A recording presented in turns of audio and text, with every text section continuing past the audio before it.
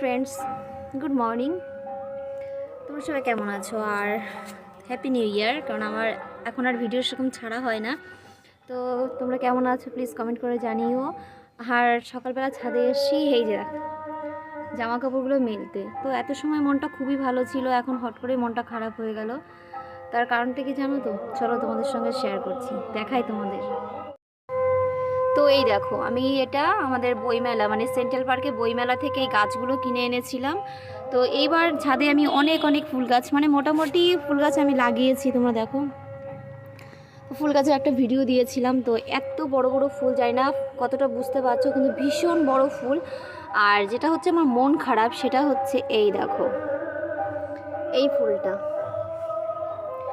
ফুলটা এত বড় হয়েছে, এত বড় হয়েছে যে ভারে আর থাকতে পারেনি, ও ভেঙে পড়ে গেছে। তো এটা দেখেই সকালবেলা আমার ছাদে এসে ভীষণ মন খারাপ হয়ে গেছে যে আমি ফুল ছিঁড়ে আমি পুজোটাই দিই না, এত সুন্দর বড় বড় ফুলগুলো ছিঁড়তে চাই না।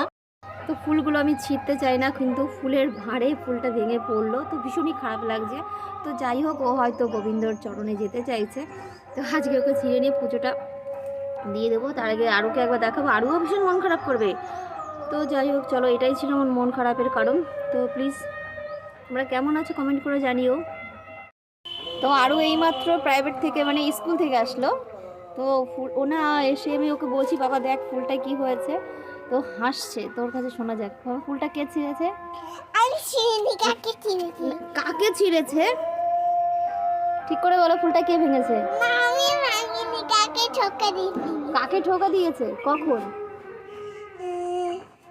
কাকে? এই কাকটা, এই কাকটা, এই কাকটা। না, অন্য কাক। তুমি ফুলটা ভেঙেছো? না, সত্যি কথা বলো, না, সত্যি কথা বলো। না, বলছি তো। তুমি হাসছো কেন তাহলে? বলো। আজকে তো ওই কথাটাই শুনি।